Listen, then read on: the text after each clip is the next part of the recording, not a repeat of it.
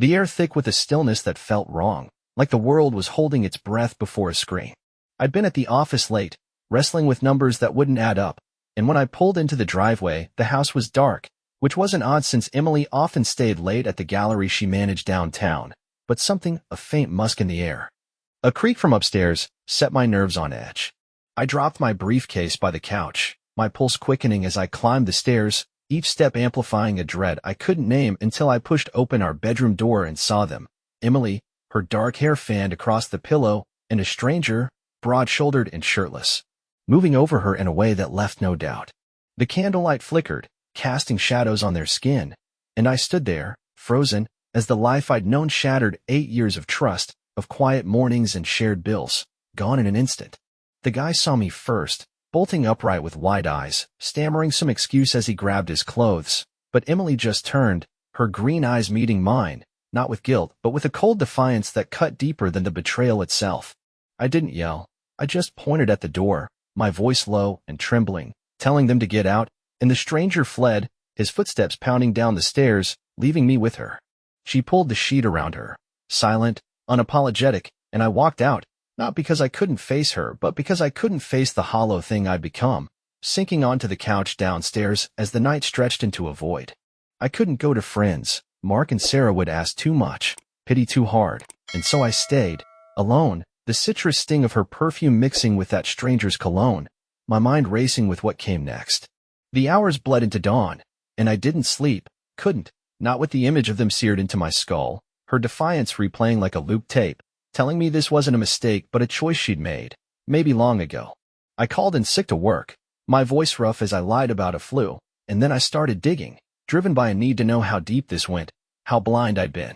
The bedroom was a mess, sheets tangled, a stain on the pillow I couldn't look at, and in her dresser, beneath a pile of scarves, I found a burner phone, its screen lighting up with text from Jay, short and filthy, planning meetups at motels and late-night drives. Stretching back 6 months. Each message was a knife, twisting deeper, proof she'd been living this life while I paid the mortgage and cooked dinners she barely ate, her late nights at the gallery now glaringly obvious as cover.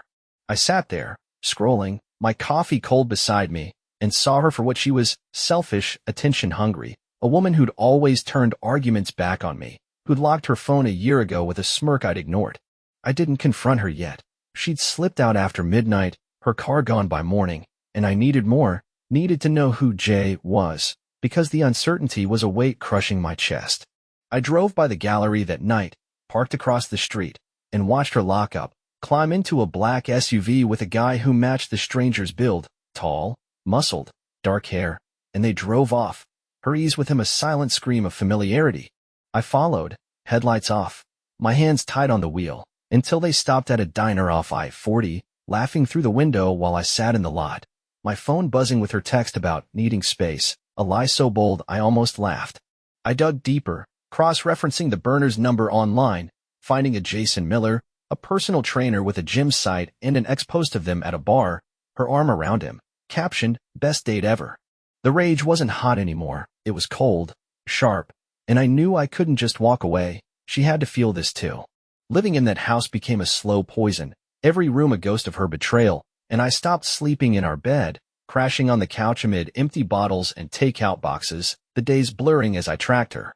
She texted she was at her sister's in Durham, but I saw her car at a motel 2 nights later, Jason's SUV beside it, and I found another burner in her glove box when she came by for clothes, more texts, more plans. A whole life she built behind my back. Friends kept calling, Mark asking if I was okay, Sarah offering coffee, and I ignored them. Couldn't bear their sympathy or the shame of admitting I'd been played. Emily's messages grew sporadic, vague promises to talk soon, and I replied curtly, keeping her off balance, because I was planning now, not for divorce but for something personal, something to hit her where it hurt most.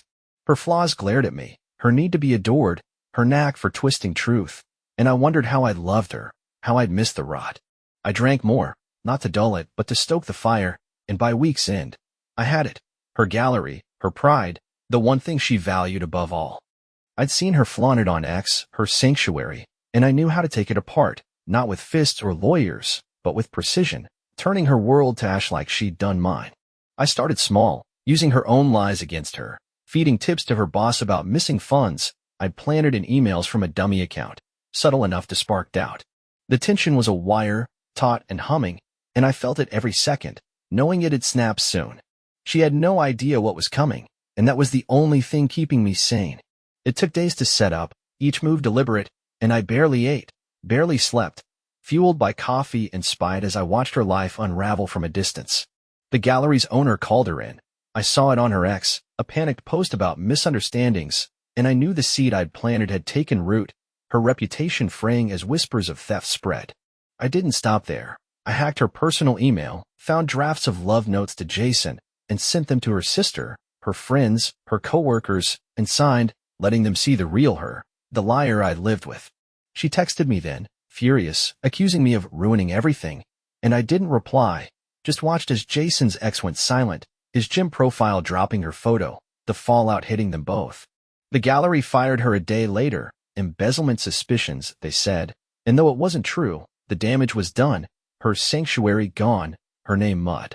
I sat on the couch that night, the house dark, and felt no victory, just a hollow ache, because I was ruined too, job slipping from missed days, friends distant, a shell of who I'd been.